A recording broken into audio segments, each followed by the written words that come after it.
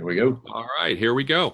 Hey guys, welcome. I'd like to welcome George Sandman from Core Value and Kurt Ciliax from SEA, SE Advisors. What we want to talk a little bit about today with everyone is uncovering operational value in businesses. I think an area that many businesses don't focus a lot on and have a pretty good feeling about, but may not really have a good handle on as well as they could. So what we wanted to do is to have a little bit of a conversation today with Kurt and with George. And I'd like to start, if you wouldn't mind, guys, by Kurt, why don't you start by talking a little bit about what you do with SEA? Sure. Thanks, Todd. So SEA is a lower middle market investment bank out of Philadelphia, Pennsylvania. We work with predominantly privately owned businesses where the owner is looking to transfer his ownership either internally or externally to a third party. And we are very focused. Our firm has always been quite focused on how do we retain and build value because the business asset is typically the engine that generates wealth. And we need to keep that healthy in order to do what we do, which is transfer to the next generation management team or even sell to a third party. We're interested in working with companies that are strong, and we need to make them stronger. And we've heard a lot recently about not all businesses transferring or not transferring the way maybe the owners would like. Some trends that are happening in the marketplace. Do you see a lot of that? Is that an issue that you come into a great deal? Yes. So every owner has an idea of what they want to do with their business as far as transferring it or not transferring it or dying with their boots on, as we say. And many times the perceptions and of what they can do with their business and how quickly they can do it and reality are not in sync. So there's a number of different factors which lead to that, unrealistic expectations, but more often than not, they just haven't built a strong business model to support whatever they think they want to do. And many times it takes longer than they think it should take or will take because they've never gone through this before. It's a once in a lifetime experience that we take them through. I think we see that a lot where people look at their business and say, my kid's always the cutest, right? It's, it's hard to see sometimes the issues that are right there in front of you. Yeah. And so we also have situations where, a dad's working in a business that he's been running for 30 years that is not desirable to the kids. All the younger generation, a lot want to work for Google or Facebook or Apple. They don't want to work putting, rubber inside of a tank. That's just isn't glamorous enough for them. So the owner doesn't necessarily have the option to transfer it to the next generation, like perhaps they did with the baby boomers. They're like, they transfer it to the kids. That's what you do. Nowadays, there's lots more options available. I imagine that's got to be quite a big change in mindset too. If you built a business and the expectation was you were going to hand it off to your next generation, and then they're not interested, packaging it up and getting it ready to do something with it, rather than, as you say, just closing the doors, has got to be a very different mindset for them, I would think. Tremendous. Yes. I think there's the emotional context is one of the most important pieces, but the other 70% of the equation is it ready to be transferred to someone else for next generation, or have they decided to operate it in a manner that makes it that it's not transferable either to a management team or to a third party or financial buyer, whatever the case may be. Yeah. Makes total sense. Hey, let's jump to George real quick. George, tell us a little bit about what you do and about Core Value. Be glad to. Good morning. And so Core Value is a framework that's tied to a technology that we use, that we provide to practitioners like Kurt, so that they can help business owners understand what the current value of their business is, what the potential value of their business is, and how to make the leap between the two. Because for a lot of business executives here in the States, their business is about 85% of their net worth. So as they're looking at their full financial landscape, and the way that they're going to take care of their family over time, they need to have a clear understanding, and that's something Kurt helps with, of what the company's worth, and how to maximize the value they can get for it, and to ensure that it can be monetized. So Core Value identifies not only the value of the business and areas in which that value can be improved, but also what we call red flags or threats to that value. And it really starts a conversation. I think of it as starting a conversation with the CEO of a company about really where are they and where do they see themselves going. And that's where, again, and Kurt can talk to this, they help clients specifically grow that value. So how did you two get connected? I mean, it sounds like a match made in heaven based on what you're trying to do, but how can you tell that story, first of all? I want to make sure that I'm not leading you down a bad path here, but. Well, yeah, I'll take a stab at it. So our company, SEA, was Strategic Exit Advisors, and we were founded under the auspices that we wanted to provide more exit planning services. In the context of that, and we were members of one of the exit planning groups for a number of years, we wrote a series of articles to develop content for ourselves and for our website and for our prospects and clients around the 5 or 6 key drivers to build value in the company. And it just so happens that George was looking at that information. I think it was posted on a social website somewhere, and reached out to us, doing his sales function there. And I thought it would be good to talk to him, find out what he was talking about. I didn't know George from a hole in the wall. And this was probably about 3 or 4 years ago now. So he reached out, we talked, and he said, I've got this great new package that is a platform. You don't have to invent stuff or figure it out. Right. You've already done that. So, I don't know, we just talked from there. We looked at it. We said, wow, this is really, we don't have to reinvent the wheel. Look, it's already round, and someone has figured it out, and they're continuing to invest in the product and make it better. So let's try it. And that's what we did. Right, George? Absolutely. Yeah. In fact, Kurt invited me down, and I presented to a practice group. Kurt is part of a really vibrant and successful practice group or referral group down in Philadelphia. And we met at the Philadelphia Country Club, and I presented to the entire circle of professionals, none of whom are linked in a formal basis. They do business together informally. And we actually were successful in not only bringing Strategic Exit Advisors on board, but a number of the other players who were at the table that day. And it's out to be a terrific win, because one of the things that Core Value does is the key thing that it does, I referred to a framework, is we look at a business across 18 facets. So when we divide it into those 18 facets and quantify the health of each of them and the value of each of them, it allows, let's take this practice group as an example.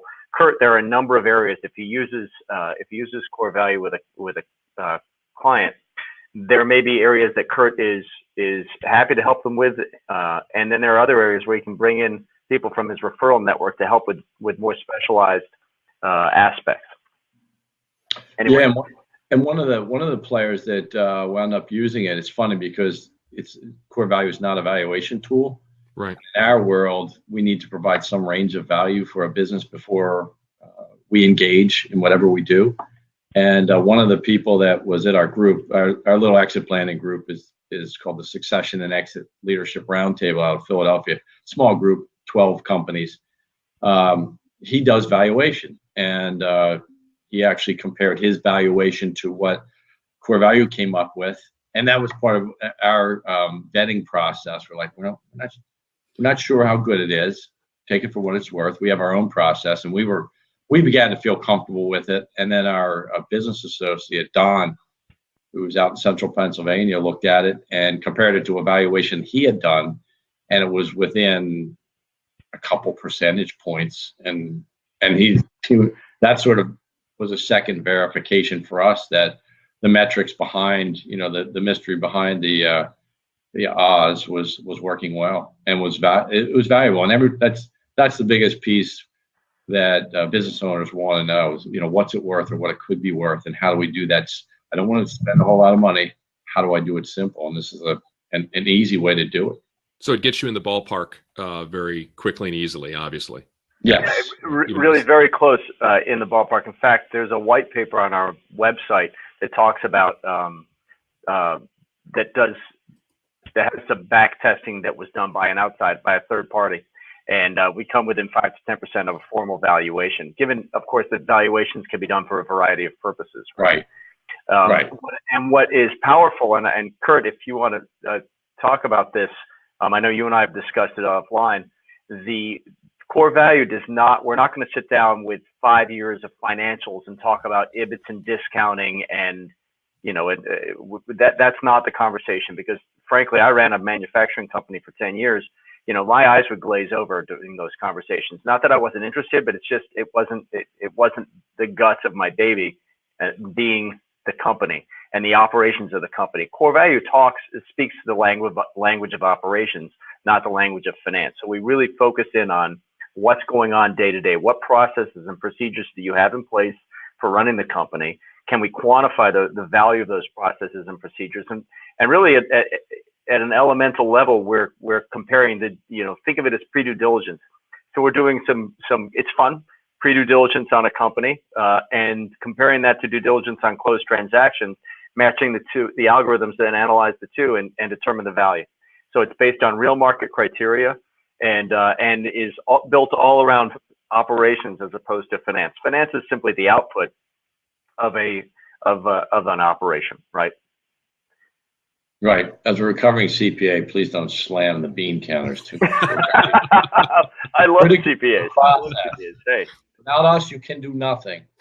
You raise a good point. A lot of the queries in core value, we say they're very colloquial. They're the way, if you talk to a business owner who's above the age of 35 and didn't have 8 years of formal education after 12 years of boarding school, and they know how to do something, that's the way they talk. When you refer to, how do you compare to your peer groups? It's not a hypothetical or an arithmetic computation. It's written in terminology that a business owner truly understands, gets, and that's the way they talk. So it makes it very conversational as you're going through the process. It's just an easy conversation to have with a business owner, because it's in the language that he or she understands and how they run their business. Right. Hey, George, can you take a second and take a step back? Obviously, Kurt just talked about how they went through the process of kind of validating the output to make sure they felt comfortable with what they were seeing through the solution and through the framework. Can you talk a little bit about how this started? This isn't something that just came out yesterday. This is something that's got a lot of history behind how it was created and very broad base in how it was created. Can you just give us a little background there? Sure. So my partner, the founder, Chuck Richards, went to Williams and then moved on to MIT, and he was working on business process engineering, and he was kind of had one leg at MIT doing graduate work and another leg at Harvard, and out of that came the beginning of this framework. And so he then went on and built several successful companies, a couple of Inc. 500s, and the whole time was refining in his mind, this framework and how do you run a business by process, and can we tie the operations of a business to a process, quantify that process, and he was fortunate enough to then end up back out he sold his most recent company prior to Core Value, and ended up being in a place where he could go out and take these processes that he developed and apply them broadly to companies as a consultant. And he built a successful consulting company, but that didn't give him the scale. When you step back and look at Core Value's mission, our mission is to help, and it's on the website, is to help 1 million businesses secure the value of their life's work. And to do that, you can't do it one company at a time with boots on the ground. You really he needed to translate his methodology into something infinitely scalable, which is why he decided to tie it to software, or to enshrine it in software, and then to have the algorithms do the calculations that are normally done, that prior to doing business with Core Value, Kurt would have done on a spreadsheet. So it has about 30 years of success in the field. It's over the last 5 years. It took about 2 years to create the algorithms of the software. And then we've been in the market for 3 years, and it's been used. Core Value itself, in its current iteration, has been used with about 5,000 private companies, We have have combined revenues of about $105 billion. So really, really, really well vetted. We have hundreds of men and women like Kurt using the software in the field. It's used by non-governmental agencies, economic development entities, a lot of CPAs. When I said I love CPAs, I'm not joking. So tremendous wealth of experience and applicability in the field. And, knock on wood, we're batting 1,000. I've never had someone come back and say, hey, the value you've created or the health the issues you've identified are in left field. It's just to the contrary. It's as Kurt had referred to earlier, hey, this took what we used to take me a couple of weeks now takes, a couple of hours, and I'm getting good results, and I'm delivering them to my client in a way that the client likes, understands, and can approach intuitively. And I think it's the history, the experience in the market, and then the stickiness with business executives that are really the hallmarks of our success. So it's being used in many different places, and one of the things that I found interesting with our company has also started to use this solution in working with our clients is how quickly and easily you can get to an idea of what you're looking at. In other words, I'm used to looking at kind of financial evaluation tools, and they can take you forever to try to dig through it. And like you mentioned earlier, it can be asking you questions you have no idea of the answer to off the top of your head, so you got to go research it, dig it up. This is something that with the Discover framework, we can do in 15 minutes with someone, walk them through it. Kurt, like you said, it's very colloquial in the way it discusses it. I mean, you have to know some very basics about your business, but really it is the feeling that you already have about how you stack up in a lot of these operational areas. And then at the end of it all, you get a very good idea of kind of how big is the opportunity is what I like to think of it. Right? How big or how valuable your business could be, what kind of an operational gap you may have based on some of those areas that you could be doing better. And then it just opens up a great door to have that next discussion with it, which is, all right, now let's look into those and discover how I can help increase the value, right? Where I can focus my energy, it'll give me a big bang. So, Kurt, can you talk a little bit about how you use this with your clients? In other words, when do you engage with this? When do you, offer it up, if you will? Well, so the Discovery, the 15-minute conversation, 20-minute conversation, we like to use with all of our prospects and potential clients because it really lets us look and see where the big clamshells are. And that's a best practice. That is? Yep. We tend to be the best at everything. You didn't get that yet? Jeez, I'll send you that memo again. Join us on the call. No, we use Discover with everybody. We use the next level down, which is a little more in depth for all the clients that we engage, whether we're building value or not. We use it a lot of times in our sell side and buy side engagements because it identifies to us strengths and weaknesses of the companies so that as we market the business, whether on the buy side or sell side, we can articulate characteristics about the business that an outsider wouldn't necessarily know. And if there's a weakness, identify the weakness up front if we're on the sell side to address that issue right up front. So a prospective buyer look at a weakness and go, okay, not a weakness. We know. Right. So we like to use Discover on everything, and then the next level down is really on people that we want to move forward with. If we go through Discover and there's so much value being left on the table, more often than not in our investment banking process, we'll put them to the side and try to help them build value or refer them to somebody who can help them build value. Okay.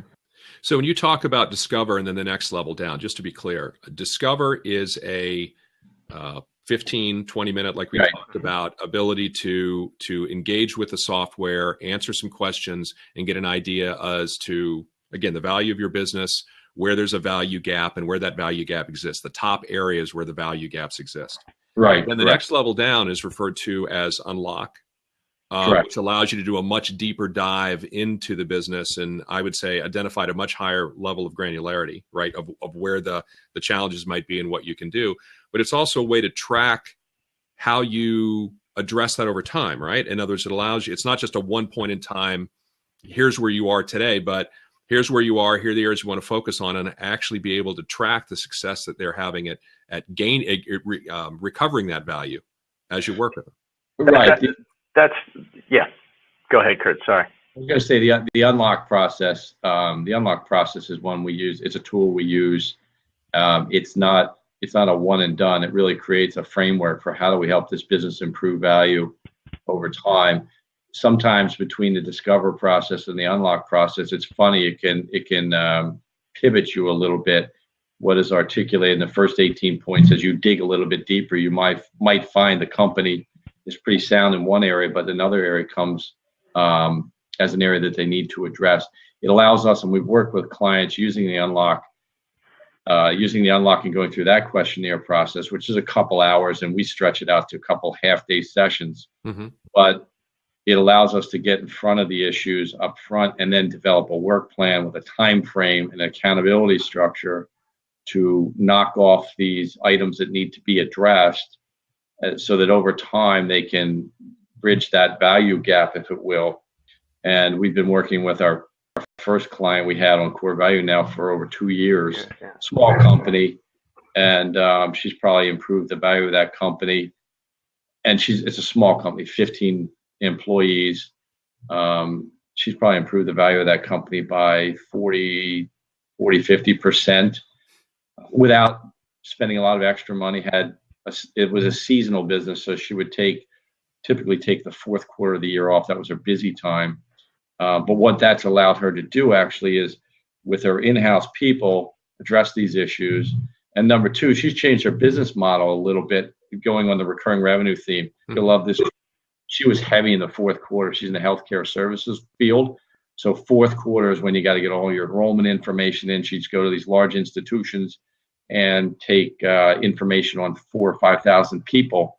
Well, now she's got a different process, so it's not all back end loaded in the fourth quarter, like selling for Christmas in the retail industry. And now she's going into this client once a month, every month throughout the year. So her revenue has become, her predictability of revenue, which is a value driver, which is very important in transferring business value, is much more predictable how her revenue will come in. And it's not hope for a contract in June, right, or in the fourth quarter, and then, hope for the next year. Now she's locked in, she's sticky. Now that they've begun this process, it's a little more difficult to kick her out because it's a 2016 process. And now when you get to mid 2016, it should roll a lot easier into 2017. Right. So that's an area where specifically it said recurring revenue everybody wants recurring revenue with the least amount of effort.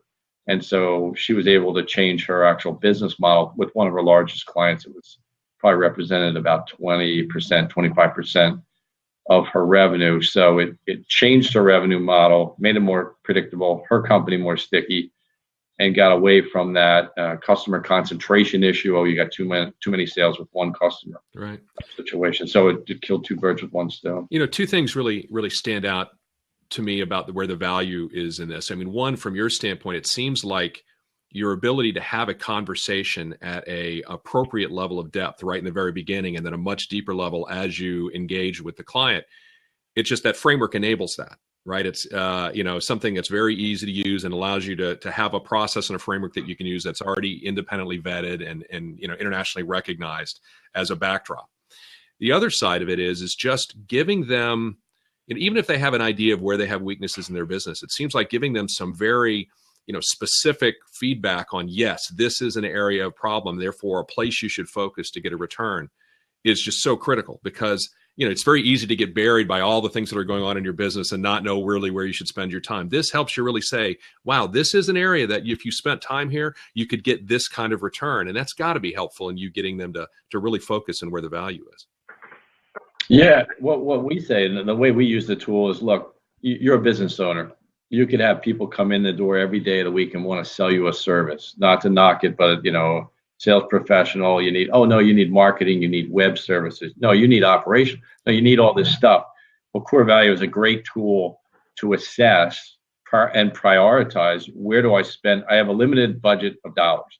Not everybody is a Fortune 100 company and can write checks from the public market, if you will. So with a limited amount of resources, now I can begin to articulate where my largest gap is, where I get the largest return on my investment. ROI is a number that's been thrown around since I got out of school 35 years ago. And where do I deploy the resources so I can get the highest amount of return the most quickly? And it's no longer, I'm no longer shooting at, well, I think it's this or I think it's that. It gives me, it articulates, it is now a lot of times the different areas that need to be addressed are interrelated. Sure. And I can pick off 2 or 3 birds with one stone because I know I need a marketing program or a sales program, but I need to do this before I do that. So again, I think it puts the owner in the seat of control of knowledge. Knowledge is powerful. Now I know what I have to do. Now I can make a decision of who I engage to help me with that process to fix that and then maintain it ongoing. You can't just, like any motor, you can't change the oil once at 7,500 miles and then go to 100,000 miles and never change the oil again. I've got to continue to refresh, but at least I get the issue addressed quickly and up front, and directionally I'm properly focused. So I'm not, everybody wants to put, I'm an accountant. Let's put an accounting system that'll fix this because we don't have sales. Well, it doesn't work that way. I mean, with us accountants, it does. No, it doesn't work that way. It's you got to do this, and we can do that financial stuff later. That's the last people in the world we want to worry about really down the road. It's interesting because we've been talking about starting a conversation and bringing and helping, as a business executive, a lot of this stuff we know it back here, but we haven't. Like, what's it worth? What's it going to do for me? If I'm going to invest time and treasure, what's my return? What's my ROI? Well, the scoreboard helps them do that. And there are also areas where you challenge, we talked about the fact that it changes when we move from Discover, which is, one question on each of the 18 value drivers, and we get into Unlock and we start challenging those answers. And one of my favorite examples is sales and marketing. So if you ask the typical, person running a successful business, how's sales and marketing? They'll say, oh, it's great. I've got a great team. Right. They hit their numbers every month, and we're in good shape there. And so then you follow that up. You say, okay, great, congratulations. How do they do that? And this is the reaction. They call some guys because they really don't know how their sales and marketing team is hitting those numbers. Do they have, and I could get into, do they have scripts? Do they have, right. How do they lead people through the funnel? And the business executive can't articulate it, often because it's not codified anywhere. But if you're talking about the value of the business, here we're talking about how do you generate your revenues? Right. And if you can't explain how you generate your revenues, you have a fundamental, at a minimum, this is a risk factor that needs to be addressed. So, right. Yes. And if you think it's good, George, with one business owner, you ought to try to sit in a room with 2 business owners and ask one question of 2 business owners, and you get answers that are like this.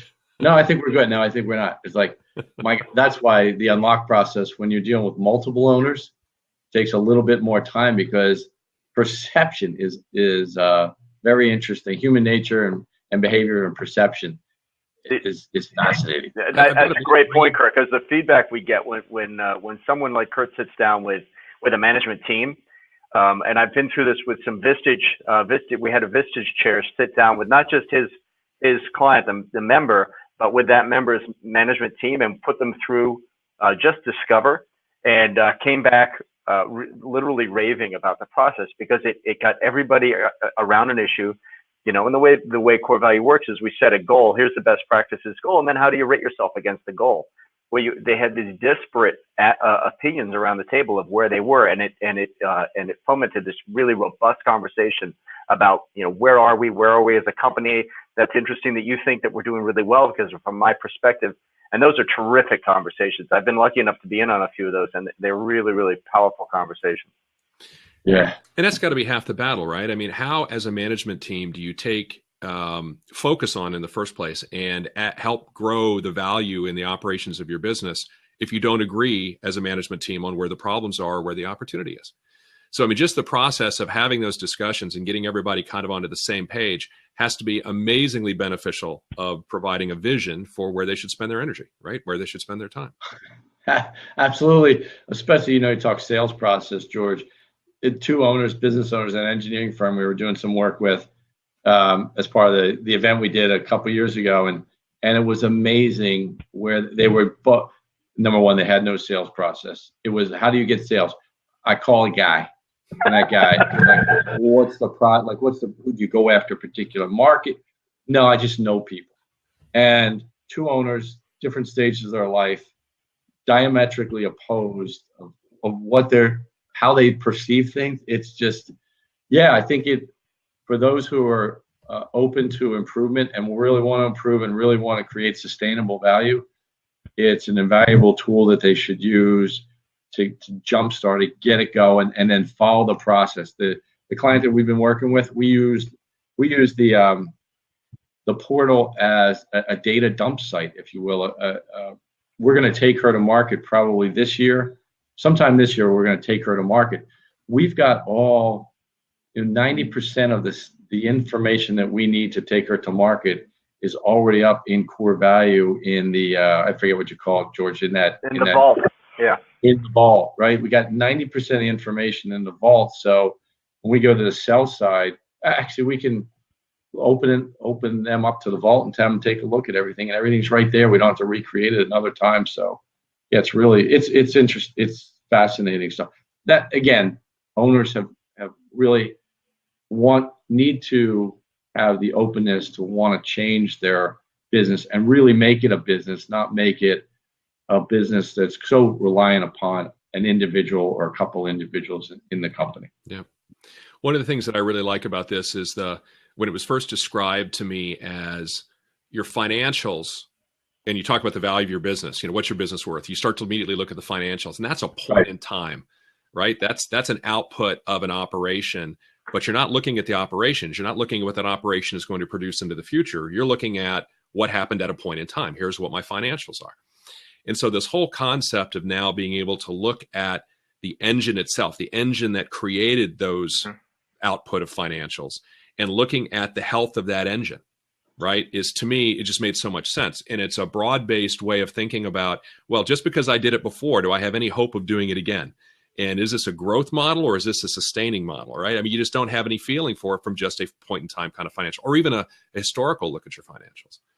So I love to use it as a way of starting that conversation about, okay, you may have gotten to here, but is that really a predictor of where you want to go, where you can go?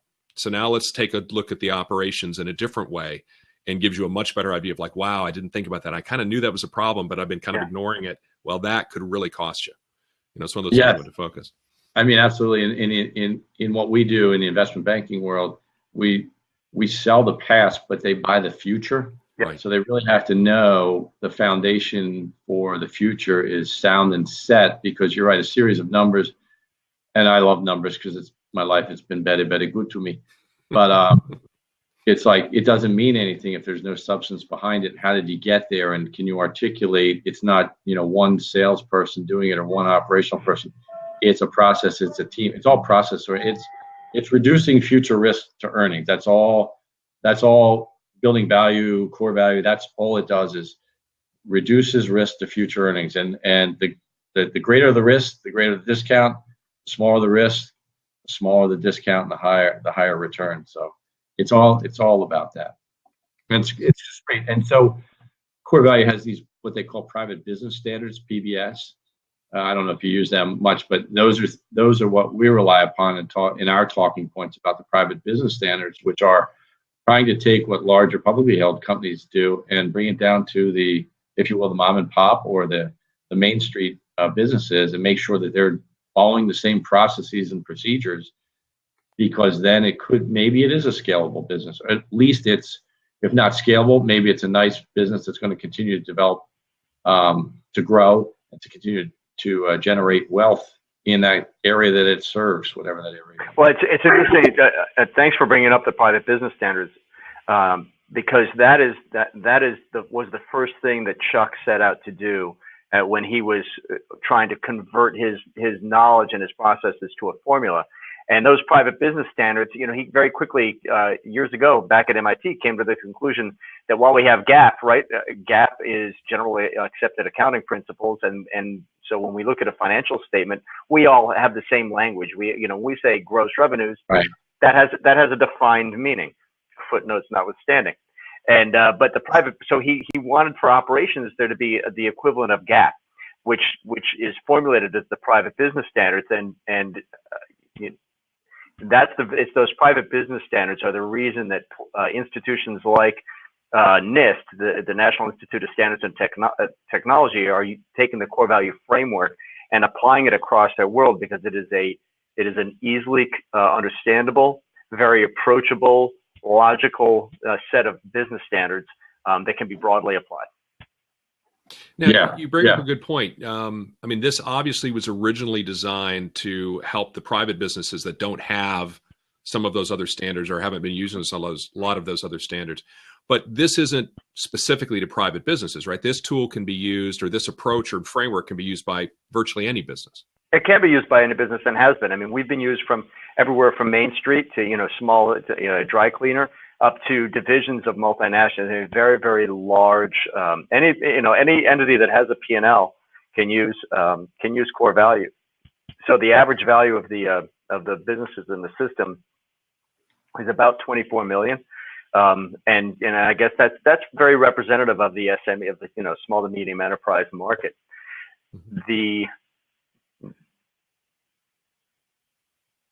It's interesting. By converting, we really provide the framework and a common language around those business issues that allows us to be used across a wide spectrum of businesses.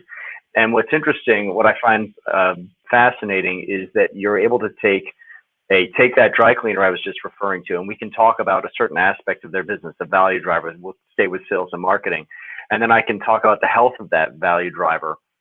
We can take exactly that same knowledge and apply it to a $100 million division of a multinational and be talking about, be comparing apples to apples. It seems like the need is much greater in the private sector. I mean, in the public sector in general, there's a lot more controls. They tend to be larger. They've got a lot more to invest into, monitoring and tracking and looking at their operations, right? But in the private sector, less of that. In the public sector, you have analysts, right? Analysts, understand a company very deeply, a public company very deeply. We think of core value as an analyst in a box, right? So we're creating an understanding of that business that's very approachable. Makes total sense. All right, George, since you went accounting on me and you know what GAAP stands for, so I'm very impressed with that now. What does FASB stand for? FASB, it's interesting. So FASB was the first thing that came out of the Great Depression when we created GAAP. FASB stands for, it's an acronym. Financial Embarrassment Board. There you go. You're and they do review. Kurt, you can speak to this better than I can, obviously. But can you do my tax return, George? They do revise TurboTax to the rescue. They do revise those standards or revisit standards on a periodic basis, which is something we do as well. You're going to make sure you're connected to the market. Yep, absolutely.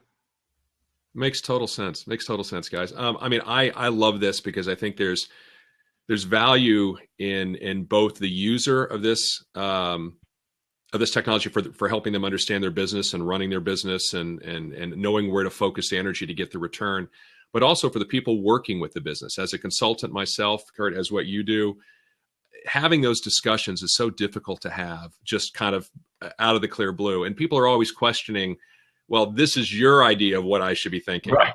Where when you bring up an independent, vetted, supported by NIST, supported by so many people in the market, that, look, this is a backdrop that we can use together to look at your business. I'm not going to try to defend it. You don't have to worry about challenging whether or not it's mine and whether or not I did my homework.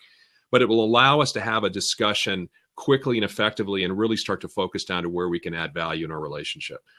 And I think you pointed out some beautiful parts of that. It's great when you're working with a prospect because it gets them, into the fold quickly to understand what they can expect from you and the value that you can provide and where they can focus.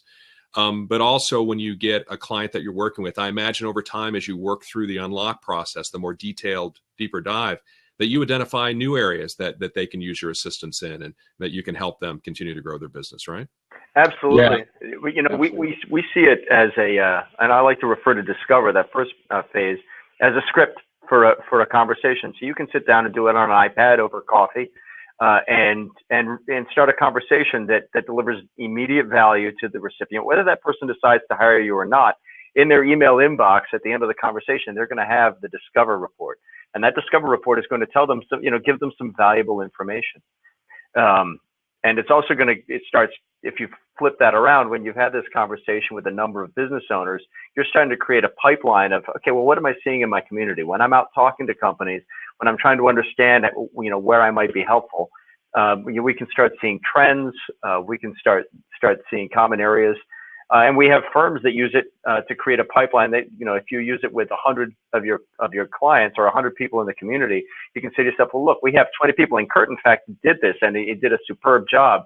Here we have 25 people. If we can gather them in a room and talk about specific topics that have been identified using Discover, then we're distilling the value. We're talking directly to the issues that this group in the room has in front of them today, and we're delivering value, showing them that we have the expertise. Perhaps they don't want to hire us today. Perhaps they'll be thinking about this tomorrow, but we're going to help them understand where the problem is. And companies can, it gets used either, I think of it in terms of either a coach on the sidelines, where you can have, Kurt can say, okay, well, here are the problems, and here's how this is how ColorClicks use it, right? Here are the problems, and here are the people who I think you should talk to. If you have someone else you'd rather work with, great. But here's the problem. Here's what it's worth to fix it. And I'm going to help you manage that process. And then there are people like Kurt. Kurt's a terrific quarterback. He gets on the field, he grabs the ball, and he says, here are the problems. And, we're going to throw the ball, we're going to move these issues to resolution. We're going to move downfield, to keep the analogy going, and try to create as big a win as possible. So talking use cases for a second, just to kind of, wrap a lot of this up. If I'm an association and I have members, I'm a business association of some type and I have members, using something like this will give me a view of my membership and where they might have issues and where they might have challenges. It allows me to then build content or programming or whatever around that and be able to get a very good feel for what's really needed by my membership to try to help them be as successful in their business as possible, right? As a consultant, I can use this as a way to start a conversation and be able to show the value that I can provide, not only by having a tool that helps us uncover it, but just in the nature of the discussion. And then at the end of the day, like you just said, even if they're not sure about me yet, I'm the one that provided them that knowledge, that input, and that report comes branded from me as the one who, delivered it to them. Right. And there's certainly and it's a very simple, quick, easy way to add value right in the very first engagement without having to spend a lot of your intellectual property on the back end. Right. Absolutely. I liken it to a treasure map, right? If I hand you a treasure map and I say, hey, if you follow this map, you're going to find, the typical company is going to find, if the average company is worth 24 million and the average value gap across the system is 27%, we are not talking about dimes. We're talking about significant sums that can have a tremendous impact both on the company, on its stakeholders, on the business owner's family, et cetera. So if I had you a map that says, hey, look, here's $5 million hidden. Here's the map. You've already delivered value. You've already delivered value. Now, if I pick up a shovel and say, hey, I'm going to come with you and I'm going to help you dig the hole, that's adding yet another level of value. But I think of that analogy, there's no bad that can come from using Discover with a client, and which is why it's so broadly used. And that's the beauty from my perspective. I won't be able to help a business with every area within the 18 value drivers, just as an example, right? I tend to focus on go-to-market strategy and marketing. But if I run into a company that's looking to do something like I want to think about what I can do with transferring my business, then for me to be able to, even though I'm the one that maybe brought them into the fold and thinking about where they can look at the value, I can very easily reach out to partners like Kurt or others in the ecosystem and say, hey, I've got someone I'd like to connect you with that you can help them with some specific areas that I can't. And again, I'm adding value again for that client. Exactly. Right? Just to add on two issues that you touched on, Todd, is number one, in the association world, what we've found is those associations, dues go up every year, and people wonder why they're paying into the association. So one of the things that we think Core Value will do, and we've been trying to work with a local organization here, is to assess what the needs are out there, because these associations provide stuff, services and stuff. But if those services and stuff is not aligned with what the needs of the population of business owners, these are for associations that work for business owners, then they need to realign their priorities and get them in line with what services that their clients need to support. So we've been trying to work with an association to try to get a large sample set. Let's look at what they need. Let's see if you have it in your quiver. If not, you need to pivot and not provide, implementing an ERP system that was great in the 80s and 90s. Maybe everybody's got one now, it works. Now what we need to focus, and I can tell you what they need to focus on: sales and marketing. That's going to be their biggest weakness area by and large in a large group. That's what we found when we had our group of 25 companies a couple of years ago. We came up with the top 5 deficient value drivers, and then had experts in the room address how they would potentially deal with these particular issues. And some people took action, and some people don't. And I think the second point is, by virtue of the fact that you've got standards established, and it's not me, it's not Kurt, it's not Todd, it's not George telling you this, it's 5,000 companies. I've got no dog in the fight. Let me just tell you what it says. It's very tough to refute the argument. It's based upon how the owner answered. And the tool is really, a business owner has so many things going on in his life. The way we use the tool is we hold his hand, because we know the minute we leave and we produce that report, and there's tons of reports out there, it goes on the shelf and he doesn't do anything about it. So if we've got a Core Value with timeframes and what we've got to pick off, then we rely upon a team. We put together teams of advisors. We're not doing this stuff. We're bean counters. What good are we? We're a dime a dozen. But we know they need sales. We know they need marketing. We know they need operations. We know they need HR and this, that, or the other thing. We'll bring in this team. They'll independently work with them, but we'll oversee the process with the business owner to make sure the business owner executes against what he needs to execute on and stays focused, because as soon as we walk out of the door, sometimes they're back. Oh, the machine is broken on line 3. Let me go fix it, because he always fixed it. But we try to have that oversight with him, be his partner, and bring in those resources. We're not the end all be all for everything that they can go wrong in a company. I agree with you completely. I mean, having the associations today show increased value to their constituency, whether it be in just running these reports and being able to give them the output of them and say, hey, here's some areas that you need to be thinking about. But as you say, then take that next step and say, we're going to provide content, focus, support in those areas. That's an amazing thing. It just changes the landscape so much. It absolutely does, I think of it in terms of delivering. It's like the ultimate curated content. So not only I'm not seeing things based on what Google saw me go to, and I'm getting haunted by the same ad for the next 3 weeks. Here I'm saying, here I have this fundamental business issue, and I'd really like to. It helps curate or connect or create a concierge service for bringing a solution specifically to that problem, and a problem that's easily understood by the business owner. It's not a, hey, if we change your inventory system, it'll be good. Well, that's mildly interesting. If we work on this specific problem, it's going to be worth $900,000 to the value of your company. Now you have the business owner's full and undivided attention. Yep, absolutely. That makes total sense. So George, if someone wants to learn more about Core Value, how they can use it, whether you're a company that wants to use it by yourself just to get an idea as to how this works, whether you're a consultant like we are and we use it as a way of starting a discussion with a client, using an independent tool, or you're an association and you want to, as Kurt pointed out, want to find new ways to add value and understand your constituency at a deeper level. What do we do? I would, our website, www.corevaluesoftware.com, is a terrific resource. If you're a business executive and you'd like to take advantage of the software, it's available right there through the website. If you think you'd like to connect with an advisor like Kurt, There's an area on our website where you can find advisors using the framework in your area, and then for advisors that same issue. There's a specific advisor section on the website that also speaks to associations, and through that you can gain some insight into what we're doing, how we deliver the framework, et cetera, and pick up the phone and call us, or fill out a form asking to be contacted. It's very simple.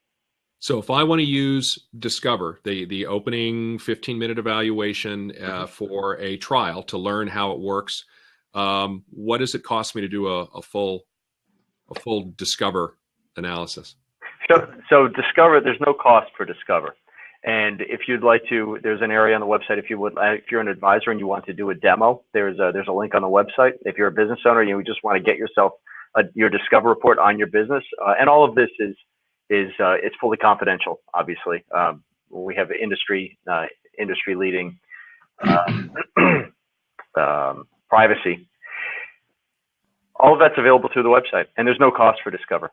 So if you're an advisor and you sign up, what you're signing up for long term is you get a right to use license where you have essentially limitless access to Discover, and then you have a series of unlocks that are included in your license. And we think it's what a busy advisor would use over the course of the year and then some. All right, so I can get started very quickly and easily, and as I want to dive deeper and get more support, then there are ways to do that as well. Absolutely. Makes total sense. And come to the SE-ADV website. There you go. There you go. Yeah, Which is, by the way, posted in our show Golfers notes already. That's right. That's right. And Kurt just hit on a point. Discover can be delivered as we deliver a URL, and you can embed. We have many firms embed the Discover URL on their website, as Kurt has on his, and it allows a business owner that comes to their website to go through Discover, generate that report, get the value back to themselves. It's branded with Kurt's logo and contact information, and the business owner can then decide what they want to do with that information. It really empowers them with that knowledge. Excellent, gentlemen. I think we've covered a whole heck of a lot for one conversation. I think we certainly want to continue doing this and maybe do some deeper dives in some other areas. But thank you, George. Thank you, Kurt. Any last comments that either of you would like to make before we wrap? No, I would just summarize by saying we've been using Core Value now for maybe 3 or 4 years, maybe not quite that long, but we're trying to. It's funny, we're trying to create a process for when we do what we do, and we recognize we don't have the processes either. So it's a great tool. You don't have to reinvent the wheel. It's out there. Try it. It's easy. Use it, and it's a great framework for helping business owners attain value and increase value, and basically make the country a better place, a stronger place. Good point. That's a great point. And Kurt, I will buy you a drink next time we're together. Thank you. This was terrific. Thank you, Todd. Absolutely. All right, guys. Well, thank you both for joining us this morning. And again, there'll be more to come, and we'll have some other conversations, I'm sure, soon. So great. This was fun. Thanks, Todd. All right. Take care. Thanks, George. See ya.